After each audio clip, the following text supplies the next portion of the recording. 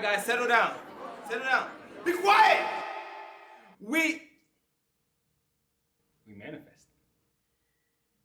Hey. You wanna see if they're worth it? Be the prices. Hey guys, welcome to the Manifest Show. So we have Antonio here today, my man. Listen, I know Antonio from high school, and we kept up after high school, and we decided to catch up. And I was like, hey man, I want you on my show. So how are you doing? Man, this has been obviously the most crazy year that anybody has ever gone through. But in that, like watching, and not to get super preachy, but watching God's glory cover our family, watching what our first year and a half of marriage has looked like, I cannot be thankful enough. And to that point, man, even more thankful that I get to spend some time with Mac tonight. Yeah, I bet you're wondering how I'm doing. Absolutely. I'm good because listen. You know why I'm good? Why? Because I have 100,000 subscribers. Hold on, wait. Because you subscribed. You didn't sub. Tell them what to do. Can y'all please? Can y'all please go ahead? No, I'm just playing with you. Hey, yo, for real. I got to hear a little sneak peek about the things that you guys are going to get to watch over this next couple of months, weeks, and years. So, to that point, so that you don't miss out, can you go ahead and hit that little subscribe button? That way you don't miss out on any of the awesome stuff that is going to be manifesting right here on this channel. So you're going to subscribe right after this, right? Yeah, you're going to have to. Yeah. So, I didn't get the link yet. So, Antonio. So you're a financial advisor, no? Or so what? Please what tell I me love more to about do, that. For sure, yeah. I love just being a coach, being able to really kind of figure out what's the hopes and dreams, right? And from there, let's build a plan that's going to really be able to accomplish all of those. Make sure that everybody gets, and making sure that people are pursuing their purpose and leaving a legacy. So could we safely agree that you are helping them financially on their purpose? Absolutely. Since this month is Money Month, I really want to know, what's your definition on money? Man, so honestly, I struggled with this most of my life. I thought that money was the root of all evil. I thought that money was something that if I had a lot of it, that meant that I was evil or whatever. Man, come to find out, money is a tool and it's a magnifying glass. So if you're a good person, money is going to magnify the good that you can do in the world. I agree.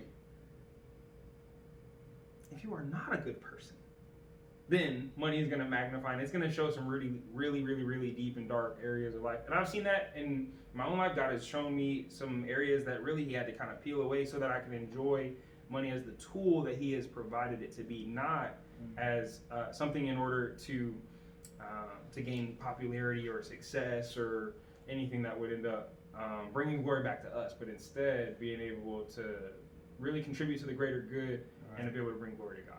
That's good. I dig it. I love it. You said you're a financial coach, yeah, right? What made you choose to be a financial coach? Good question. Honestly, it chose me. So how so? Please enlighten. Absolutely. So I'm gonna give you the short version. Okay. I was working overnight security, 11 p.m. to 7 a.m. Like I was clocking in at 10:45 every night. So like when most people are going to bed, I was clocking in, and I hated it. But I knew that wasn't what I wanted to do. There was a ceiling where, quite frankly, if I ever wanted to move up, there were going to be some barriers there, and I didn't like. Even though I knew that wasn't necessarily my career, I didn't want to stay in one place. I really wanted to grow. So I just began looking for different things, and I had been through a really rough time over the last couple of years. I had watched friends overdose. I had there were just so many things that had happened in my life. I was ready for a change. I was ready to see how can I go get everything that has my name on it. And as I was really pursuing that, I was asking everybody that I could ask for wisdom, for guidance, in the same way that you and the people that are watching your channel do. That's why they're coming here. I just realized I don't have all the pieces to be able to put this puzzle together myself. I'm gonna need some help. And as I was asking around, I met this gentleman, Wade Robinson, and that changed the game for me. How so? Man, everybody needs a mentor. Yeah. Everybody needs a mentor, and to that point, like I would consider him to be the mentor in my life. And I have great parents. I have an awesome wife, and I'm not taking anything away from the influence of those natural relationships. Those are incredible to me. I value them dearly. So to be able to meet somebody who was living the life that I saw myself living, that meant the world to me, though. For somebody that had 5 kids, was at all of the track meets and the basketball games, and really was running a nonprofit that covered all of Central Florida and was running multiple successful businesses. I was like, can I get some time from you to learn a little bit about leadership? And he was like, you can have as much time as you want, but I'm not gonna teach you out of a book. You gotta come with me and do it. I was like, okay. Even better. Yes, it was incredible. It was hands-on. It changed the game. So how did you go about getting that mentorship? Really, you gotta ask. Like, I had to. One is identifying people who are living the life that you desire to live. And this was somebody who led a life that was God honoring. He managed a sports ministry that covers the entire Central Florida area. Now he's even moved up in that organization to see how God was promoting him. I was like, man, like I can see that God is at work here, and I don't want to miss out on that. So I want to jump in. So flip side to that, man, identify the person, open your mouth and ask, and then from there, be coachable. And that would be the thing that relationship could have ended very early if I hadn't been coachable. Yeah. If he was to give me a success principle that he knew was going to work, but I didn't know yet because I've never done it. Right. So to be able to hear instruction and to be coachable at the speed of instruction and not asking a whole bunch of why and how. Now, once it's done, then he'll allow me to come back and ask the questions. And then we can talk about it, and we can actually talk about it from a frame of mind where both of us have seen the results. And but if I was waiting on the results to go do the action, I probably would have never seen the results. So being coachable, I guess, was one of the things that really has allowed the friendship to come out of the mentorship, and in that it has been such an awesome ride to that point. So after a couple months of just kind of hanging out, following along, watching, learning, observing, I really realized I can see myself doing this. And he invited me out. He was like, hey, what are you doing at 7 p.m. on such and such a night? I was like, what are you doing at 7 p.m. on such and such a night? Yeah, I love that. Yeah. No. So he was like, I need you to dress sharp. I'm going to introduce you to some people. I need you to be there on time. I said, okay, here's the address. All right, yes, sir. That's it. So showed up, and that was the game changer. I got introduced to this whole world of financial literacy, reading books again. I had never read a book in my adult life. The last book that I had read was like the Harry Potters back in high school, but I learned to love to read again and to learn. It changed the game in so many different ways. So really, as a result of seeking mentorship from somebody who was already living the life that I wanted to live, that really kind of culminated in financial coaching. It found me. I didn't even have to go find it. Yeah. Like, everybody kind of knows what they want in life. If you begin to take the steps towards that, I believe that purpose falls out of that. Yeah, for sure. Yeah, I mean that's why they're here, to find their purpose. Come on now. Come on. So what does it take to be a financial coach? Good question. One, base. You gotta love people. If it's something that you get into just for the love of money, honestly, it doesn't end up working. And this is from me seeing a ton of people go through this process and not value people.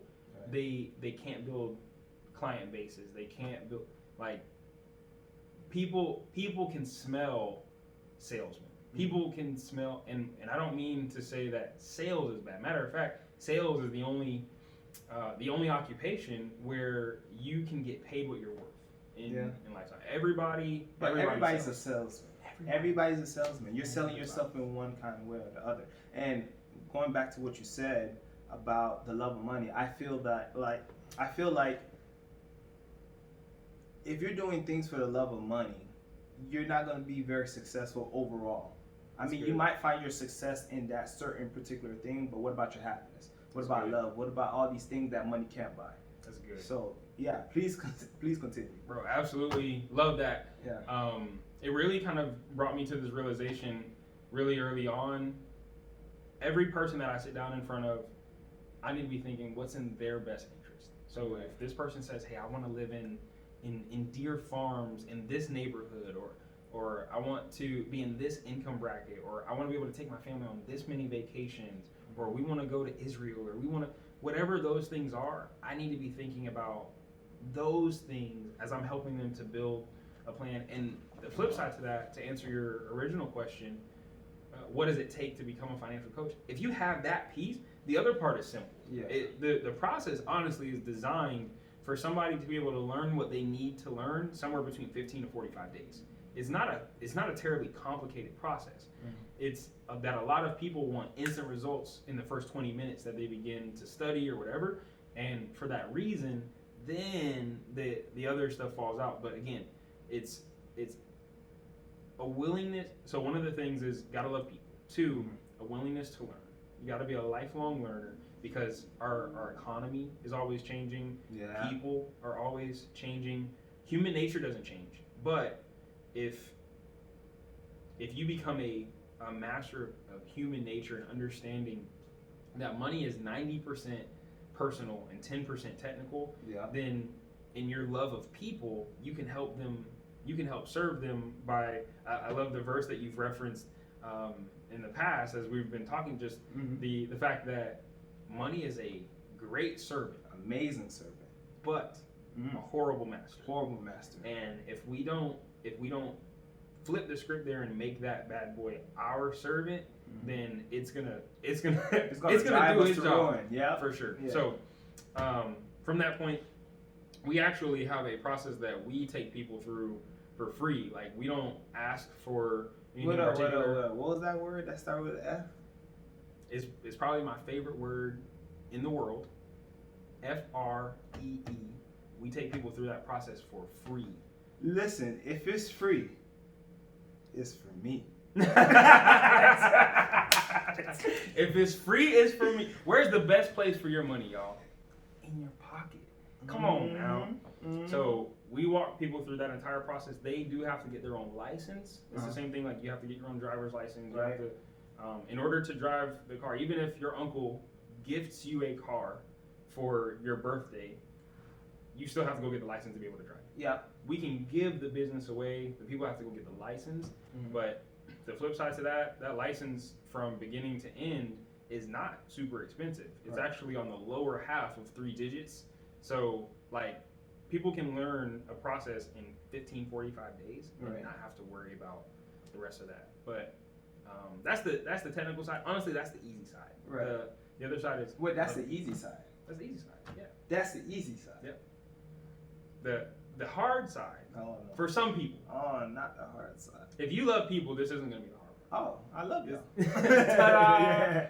The hard part is people show up and be consistent because you have to have a desire to help people and to help your family.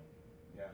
And for a lot of people, the desire to do those two things is not necessarily going to oversee the obstacles that they face. There's some just natural challenges to being an entrepreneur that you know, and to that point, you've got to have a massive why. You have to have a super huge why as far as why it is that you got started. Yeah, my friend Nujeko, shout out Nujeko, he always asks people, "What's your why? What is your why?" And I feel like that question is so important. That's good. Is what is your why? And then that goes back into what is your purpose? That's good. So that's amazing that you brought that up. Also, to that point, I've noticed sometimes there's a little bit of a struggle with what is my why? A lot of the time, a why is a who. A why is a person. It's either somebody that you want to take care of, somebody who has poured into your life, somebody who has really, they have invested a lot in you, or they've encouraged you a lot, and as a result, there's a really deep desire to want to see that person taken care of or honored on the backside of that. A lot of the time is why. Not all the time, Some of you guys have massive whys, and it doesn't have to do with the person. But I would say about 80-85% of the time, probably more than that, it's a who. I've never heard that. That makes a lot of sense. Wow. Like, why? Because I want to take care of my mom. I want to buy her. Why? Because I want to show my girl look nice. Fatima. All right, cool. So do you believe that everyone should have a financial coach? Only if they want to win. Oh, okay. Only if they want to win. If, for example, I have a sports background, Mm-hmm. not a very successful one. Yeah. I remember that from high school. I'm not gonna. This is why I'm on this route, guys. But what I will say is, I love what sports teaches us as human beings. I know that if I don't know the fundamentals of the game, if I don't know the rules, if I don't know that this is a ball and that's a hoop and that's a scoreboard and every one of these is 2 points, but every one of these is 3 points. Yeah. If I don't know those things, there's no way that I can win versus somebody who does know the rules. Right. And a lot of people know the rules of money. So there's not a way for me to win if I don't know the rules, because I'm playing in a system that was designed for people who know the rules. Yeah. So to that point, and it was designed by people who know the rules. So if we look at all of that, the outcome is going to largely depend on how much we know about the rules. And to that point, there's just to be honest, there's a lot to know, and it helps to have somebody whose sole purpose is to figure that out. But it's got to be somebody you trust. It has to be somebody that you know is going to have your best interest at heart, and who's going to put themselves aside, who's not going to look to just do what's in their best interest, but instead to make sure that you are going to be able to go and retire on those beaches, that you are going to be able to give overabundantly to the organizations that you care about. Yeah. Like otherwise, that money that you would have been doing those things with is going to be in somebody else's pocket. So it's, especially with the way that our industry was originally built, everybody would have to pay for advice. Recently, people have really started to come around to this idea that our company started doing 40 years ago, that if you give it away, people know your intentions. Like they know that you actually want to help. So to that point, people are now starting to pick up on that. But that's a whole nother conversation for a whole nother day. There's something that you brought up earlier, and you said rules change, where you say when you're talking about the shot and basketball and the sports, when you're talking about sports, and the rules do change. There's a lot of things that our parents may teach us. They have great intentions for us, but they don't work anymore. You know what I'm saying? They don't work. It worked in their time. Whatever that they learned was amazing. If they did it, they would have been millionaires. But if we do it now, it doesn't work. It might actually hurt us. That's good. What do you believe what do you believe the certain rules that was before that worked, that was amazing, but now it does not work? What do you believe? That's a really good question. So let's look at one example. In 1978, the highest tax bracket was just around 70%. So for every $10 that somebody earned in that top tax bracket, they were giving $7 back to the government. Wow. Think about that for a second. That's crazy. That's a massive amount. That's massive. That's 70% of your money. Yeah. So to that point, it was going to do one of two things. It was either going to really frustrate the people who make a lot of money, and they were going to find ways to make money in other places and not have to pay taxes to the U.S. government. Or two, it was going to make people become really creative, and it made people really creative. So they started to create things like the 401k, for example. Yeah. So what the 401k did was it allowed people to pay their taxes later as opposed to paying them at that point in time when they were the highest that they had ever been. Right. Because income taxes had only been around for like 40 years at that point. That's another conversation. Yeah. But like if you think about this, they were like, okay, well, what if taxes are really high right now? There's a likely chance that they're going to go down. So they created an opportunity where they could put money in a time capsule, and they wouldn't have to pay taxes on it now. They can pay taxes on it when they pull it out later. That worked great for them. Now let's fast forward to 2020. Right. We're in roughly one of the like bottom 10 years in all time as far as U.S. history is concerned, as far as tax brackets go. Like they're the lowest. I would say they're in the top 5 lowest brackets that we've ever seen. And to that point, the rules that worked then don't work now. So we have to find ways to actually be able to use what we know about money and taxes and I don't have any problem with taxes. No. Like just make sure you're paying the right amount. Right. So to that point, like we want to make sure that people understand that rules do change based on how circumstances are and in the country and stuff like that. Yeah. So if I only study the rules, and this is the thing, if I only study the rules, I'm gonna miss out because the rules change. But if I understand the fundamentals, and if I understand how to read a chart, and I understand how taxes affect me, and if I understand how money grows, and if I understand the options that exist for me, I can critically think based on what I see on the graphs on the news and so on and so on. I can determine my own financial future because I have taken the knowledge behind the rules, like why those rules were actually put in place, and I have implemented those for my own self. But it takes a coach to really be able to understand how to make those things work. It's one thing to read it out of a book and be like, oh, okay. But it's another thing to not just have knowledge, but to have wisdom and to really be able to implement that. So, Okay, so if you want to win, get a coach. There we go. I love that. That makes a lot of sense, especially when you went into the sports analogy. So that makes sense. What advice would you give to someone that can't afford a financial coach or can't afford certain financial advice? That's good. And a really appropriate question too. There are entities out there that, quite frankly, they don't charge hourly fees. They don't charge fees to necessarily manage the money. Right. For example, we don't charge anything to sit down with people on a once or twice a year basis. We're happy to be able to do that. But if somebody's asking for like, hey, I need monthly coaching, or hey, I want to be able to spend like an hour, more detailed kind of. Right.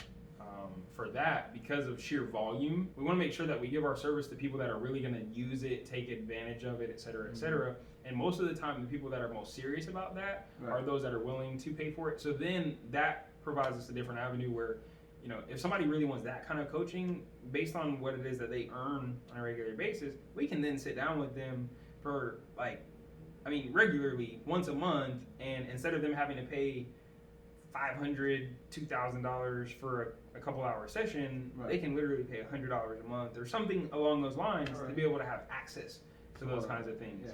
We call it a retainer. Okay. Very similar to what you would see in accounting or whatever. But looking at that, that's one easy avenue if somebody's wanting like regular coaching. But if somebody just wants a plan, something like that, man, we're happy to do something like that for free. I know you're kind of asking more so in general. So looking at that, just again, looking at who are the individuals that you know that, one, you trust, and two, who are those that you know they don't necessarily need your money. Now here's the flip side to that. I will say, had I in the beginning not found the route that I found, and I went and paid for financial advising, it would have been worth it. Like what my life looks like now, as opposed to when I was clocking into that little guard shack, man, like I would trade that in a heartbeat for $500, $2,000, whatever dollars. But again, some of that was having a mentor. So it's definitely something that you want to put on the top priority. We spend our money on everything but money. So, like, then it's like, well, man, what? Why not? Wow. Wow. We spend our money on everything but money, and if we're looking to make it a servant rather than a master, then we should put it to work. Like, yeah. Send it to work. Yeah. So that's. And then there's one thing that I didn't like what you said, and I don't agree with it. Go for it. You're not paying. You're investing in yourself, man. You're not paying for it. You're investing in yourself. Come on. That's what you do. You're not paying. You're investing in your money. You're sending it to work. Yeah. So I love that. So, for someone that has a 9-to-5, how could someone that has a 9-to-5 be wealthy? Great question. I'll give you 3 answers to that. 1, subscribe to Manifest. Hey! Right? Let's go ahead and start there, right? 2, they also need to go ahead and subscribe to any of the motivational speakers that are going to be dropping, like Jim Rohn and I love Jim Rohn. Tony Robinson. Jay Morrison, Ed Milet, Grant Cardone. You should be writing these names down.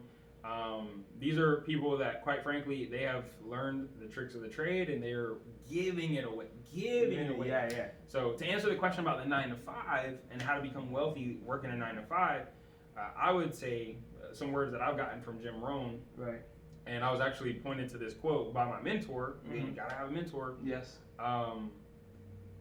Spend your day making a living.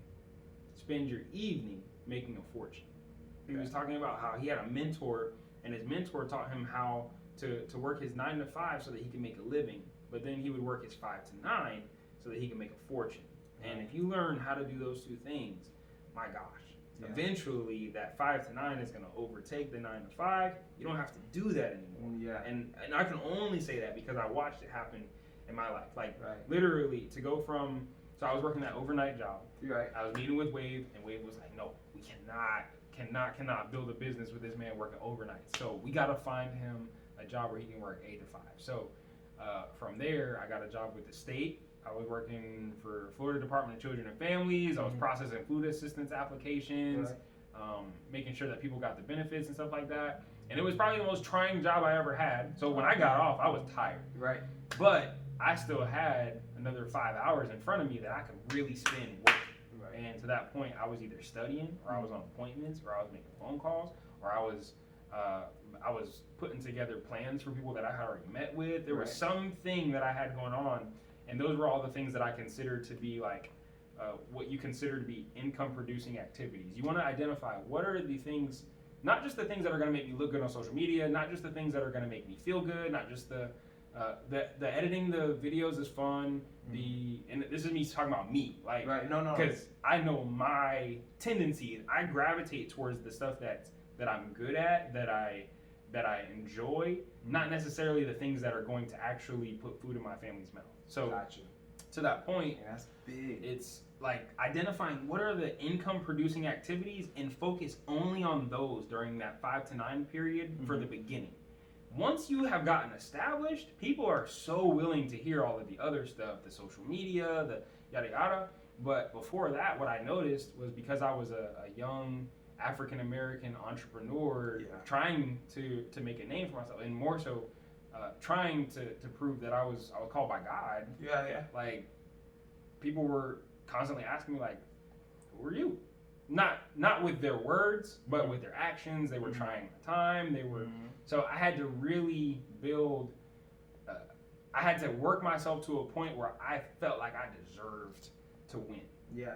And if you work yourself to a point where you feel like you deserve to win, people feel that. People know not to play with your time. People know, like, there's a whole different thing that goes on there. So, all things considered, man, I would say for those that are really looking to become wealthy and they still got the 9-to-5, great, because you're gonna need that engine in order to get you to where you want to be. So that's not a bad thing. That's actually an awesome treat it like a gift rather than a burden. But use I learned this from Wave, the inspirational dissatisfaction I am not happy with where I am. Let that inspire you. Like inspirational dissatisfaction. Let that fuel every moment. So every time you get an email or a request from your boss that you don't agree with, something like that, just put that in your inspirational dissatisfaction bank and let that fuel what you're about to do in your 5 to 9. Yeah, man, what you're saying is true, because I remember I used to work in retail, and man, every time I would go to work, and this is when you get tired of it. You know, this when the dissatisfaction all up in your head. And I used to go to work, and then it used to be in the hot sun. Oh my gosh. Then I was working at a shipping company. I had to be in the trucks, boxes falling on my head. Jeez. And finding parking was horrible. Yeah. I had to leave an hour and 30 minutes just to go to work. That was 30 minutes away from me. Sheesh. So I let that inspire me, because I'm like, something has to change. Something has to change. And it started up here first. For sure. It started up here first. Damn, that was big. What kind of investments would you tell the regular 9-to-5 person to make, besides investing in, like, financial advice? Good question. So that's really, there's not a shotgun off the hip answer for that, because everybody's situation is so different. Yes. It really depends on it depends on what their hopes and dreams are. How flexible do they need the money to be? How liquid do they need it to be? When do they want to touch it? Do they want to pay taxes now? Do they want to pay it later? And everybody doesn't want to pay them. Everybody doesn't want to pay all of their taxes right now. Some of them, there's a vested interest for them to be able to pay them later. There are different avenues that are going to work best for everybody. The easy answer is, like, if you're looking for something that's going to be tax free, and on top of that you're looking for something that's going to get you some growth, and you can control it, and you'll have some loopholes to be able to touch the money, but you don't really want to watch it all day every day. A Roth IRA is a great place to start, but even then you still kind of need somebody who can help you to pick the investments inside of that, because a Roth IRA is only a bucket that holds your money. You're going to take that money, and you're going to, with that money, pick which percentage of it is going to go to this stock or this bond or this. There's different ways to build that out. So great place to start is a Roth IRA, but again, really, really want to find out, based on what I know about me and my goals, my hopes and dreams. Am I going to be okay with waiting until 65 to see all of my money back? Like, if so, then I don't have to worry about the taxes and penalties that will come if I pull that money out before that. Flip side, do I need to be able to touch that money earlier than that? So there are a bunch of variables. It is great to talk to somebody that can really help identify, based on what your unique hopes and dreams are, how to best accomplish that. I don't really believe that there is a one-size-fits-all best investment for everybody. So it's basically, what's your lifestyle like? For sure. I agree with that. For sure. Okay. So sorry that didn't necessarily answer. That answered it perfectly. Perfect. Appreciate you. So make sure you get the zoom on that. Panic crop. So what's your thoughts on retirement? So I'll define what retirement means to me. Yes. Retirement for me, I love the things that I do in my life. Like right now, because of my mentor, I have learned this incredible phrase. We call it vacation lifestyle. So right now, I live the life that I would live if I was retired. I love it. And that's not hard to do, especially if you love what you do. Yeah. And I don't just mean like I never work a day in my life because I love what I do. That part is true too. Yeah. But I don't schedule appointments too close to one another because I don't want to be running crazy all day. We don't kill ourselves to work 7 days a week. Like, we install hard days in our schedule where we don't do anything. Like, my phone, nobody can reach me between the hours of 6 p.m. on Friday and 6 p.m. on Saturday. Like, I'm gone. Yeah. So there's things that you can do even now to begin to live a lifestyle that you desire to live. But in terms of retirement, how I define retirement is not having to work for money anymore. Being in a position where I earn either passive income or I have the nest egg that I need for the rest of my life. Now, for me, I would need a very large nest egg to accomplish all of the hopes and dreams that God has given me. Yeah. Flip side is, the flip side is that doesn't require a lot in terms of passive income if I just use the time that I have now, those 5 to 9s, or if you're free, your 9 to 9s or your 7 to 7s or however you want to call that, right? To be able to build the businesses or the portfolio or the really just the income streams that you desire, right? The real estate collection that you want to have to really be able to make sure that those things are going to be paying you at that point in time. Then you can go do what you love to do. I break that whole thing down like that because, again, I'm not going to stop working, but I do want to at some point in time stop working for money. Yes. I want my money to get to a point where it's always working for me. Yeah, even when you're sleeping. For sure. Even when you're on a vacation. Come on. Even when you're on the show. Awesome. So, Antonio, so you're married. Right? So you're married, you're a family man. Beautiful wife. Hi, Christina. So, you're married. Right. Do you plan on having kids someday? Yes. So, right now you have no kids? None. Not yet. We have a fur baby named Chance. He's a 1-year-old mountain cur. Okay. He's a I would say a little, but he's our fluffy little baby. Fluffy little baby, all right. So, what are you doing now to prepare for that? For a baby in the future, to have a family, what are you doing now to prepare for that? Good stuff. So on a practical side, one is identifying, we want to be able to live off of one income in our house. So, for example, Christine, she does the things that she loves to do. She doesn't necessarily feel the weight on her shoulders of having to provide. It's just kind of how God has blessed our family. The flip side to that is, on a practicality standpoint, that means that we don't have to pay for daycare. Like, we do have the ability, we have some flexibility in our life because of how we've designed it to be able to really be able to either take shifts or however we want to do that, we're good. So people need to be thinking about the cost of daycare because that plays a really big deal in most of my clients' lives.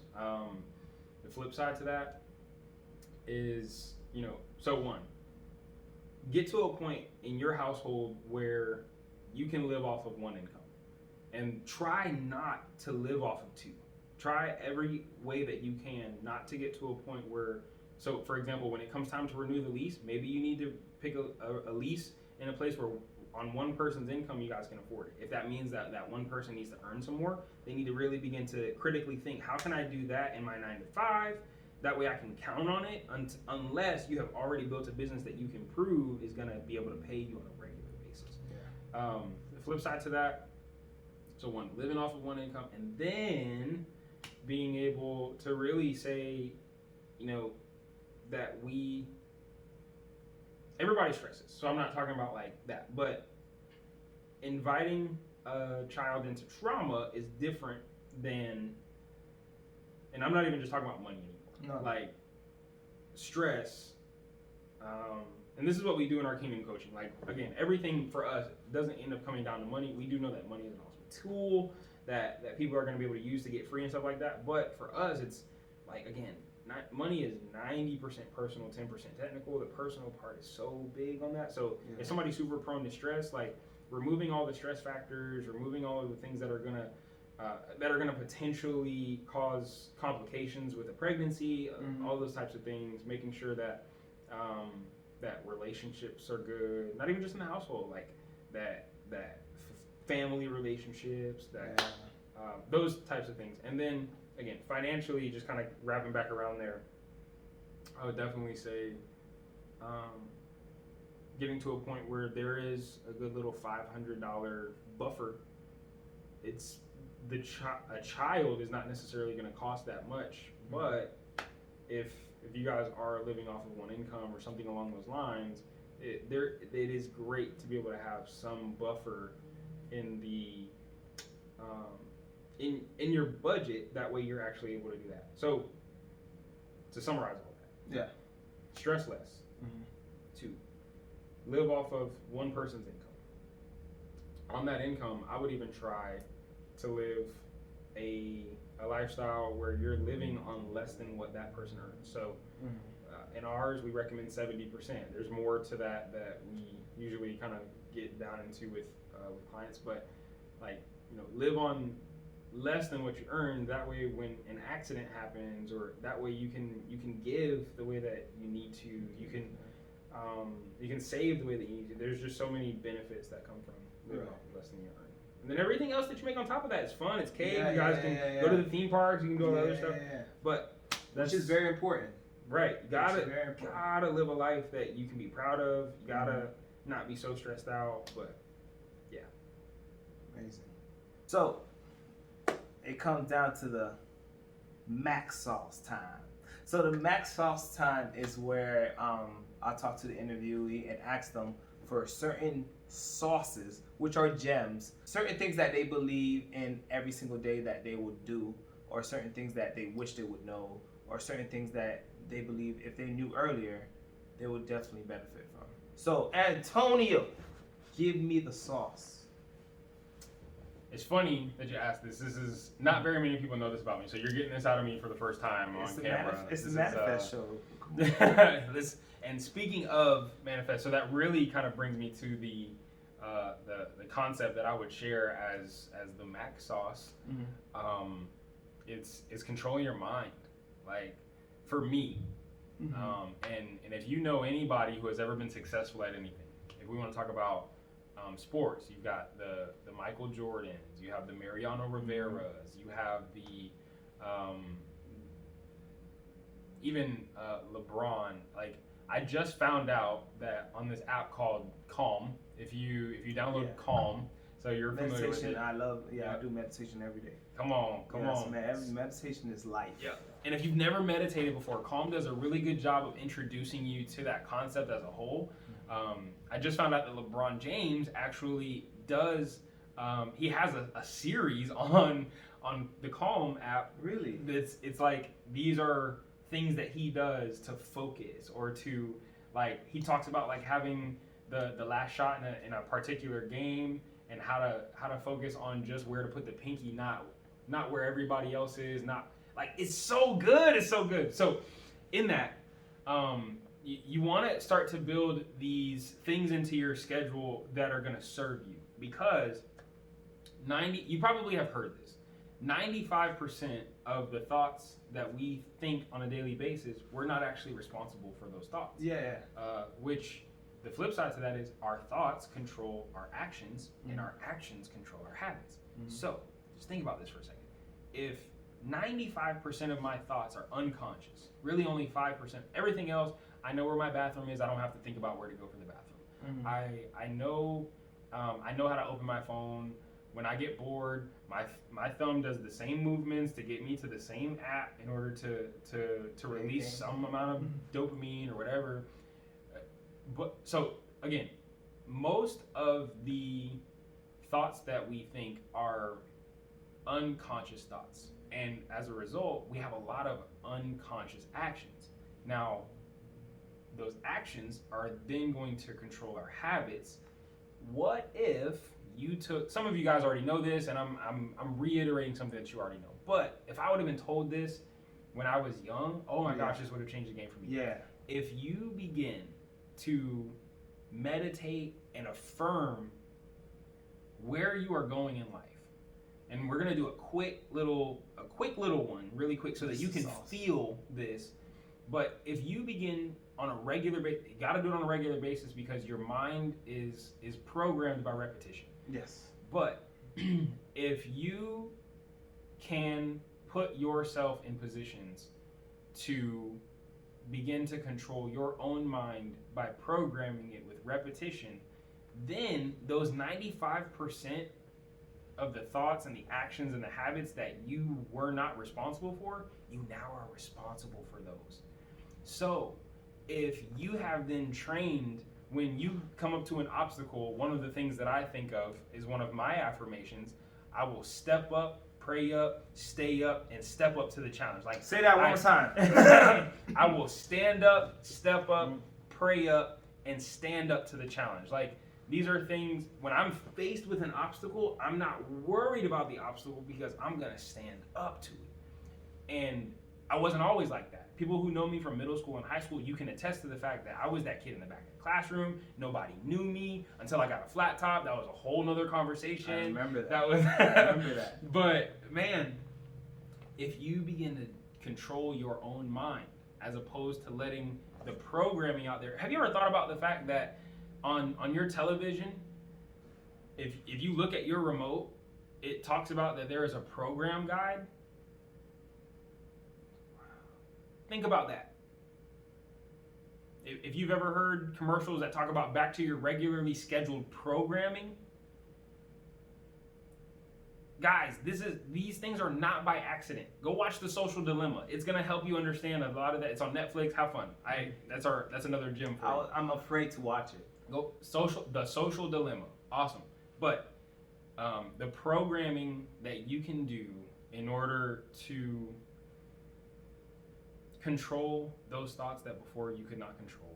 What books would you refer some people to that has to do with financial freedom, finances? What would you? That's good. If I just started with a few, I would say first book you got to read, Richest Man in Babylon. Oh yeah, I love that. You love that one? Yeah. Talks about debt. Talks about I know it, baby. I know. Come on, I love it. You know what I'm saying? So, Richest Man in Babylon. That's gonna give you a plan, right? Especially if we're talking about like, man, I want some financial advice, but I really need to figure it out. The book is the plan, honestly. Mm-hmm. You can live that out and have some fun with that. That's Richest Man in Babylon 2. If you want to talk about like retraining your mind, The Greatest Salesman in the World, you need to pick that up. You need to read that, and you need to take the challenge that's in the book. There's a challenge that's in the book. You can take it, and it doesn't take very long. So have fun with that. I would also say, if you're still wondering, what is my purpose? What am I actually supposed to do? I feel like I'm not supposed to do what I'm doing right now, but I don't know what I'm supposed to do. I want you to pick up this book by Dr. Miles Monroe. It's called Principles and Power of Vision. The Principles and Power of Vision. That book, our church went through it in a series this year, and we watched every member of our church actually present their own personal vision plan because of that book. And the power of somebody walking you through, everybody has a reason that they're here. Everybody has their own personal vision that God is looking to give to you. And then he walks you through like 12 chapters of how to actually make it happen. It's so good. Oh my gosh, I love it. So, Richest Man of Babylon, Greatest Salesman in the World. And if you're trying to figure out what is it that I'm supposed to do, how do I make it work, how do I get there, that's going to be Principles and Power of Vision by Dr. Miles Monroe. Awesome. So, Antonio, it was a blessing. Can I just say, man? Listen, it was a manifestation having you here, man. And everybody's gonna benefit from this. The generation before, the generation now, and the generation to come. You covered so much things that everybody's gonna benefit. You know what I'm saying? Everybody's gonna benefit from this. And I give thanks that you came on the Manifest Show and just blessed us with your manifestation, man. Man, thank you for having me. I cannot tell you, this has been something that you have manifested a dream of mine and literally have shown me how possible that is. So, man, thank you for all it is that you're doing out here, dude. This is phenomenal. I look so forward to seeing the transformation that everybody goes through in the in Manifest Nation. Manifest Nation. I am located on just about every platform as at AR Hughes. So you can find me on Twitter. You can find me on Instagram. Most of what you'll find there is going to be related to family, faith, and finance. Flip side, on Facebook, you can find me Antonio Hughes III for the third. I'm the third. And on YouTube, you can find my wife and I at Hang with the Hughes. That's going to be Hang with the Hughes. That's our YouTube, and we're actually just getting that up and started. So you guys can join right at the beginning of the journey. Appreciate you. Yes, most definitely. So that's where you can be found. Man, this is phenomenal. And like, what are the other platforms, by the way, that you can be found? Oh, if somebody is just finding your YouTube, like, how do they grab some more of those gems? Yeah, of course. I will put everything in the description. I'll put Antonio's, and also I will put mine. Mac Manifest for IG, Mac Manifest for Twitter, the Manifest Show for Facebook. So guys, definitely please subscribe, share, continue to find your purpose on purpose. Come on. All right, guys. Come on. Enjoy. Love y'all. Hey. Pick it up, You wanna see if they're worth it? Be the prices.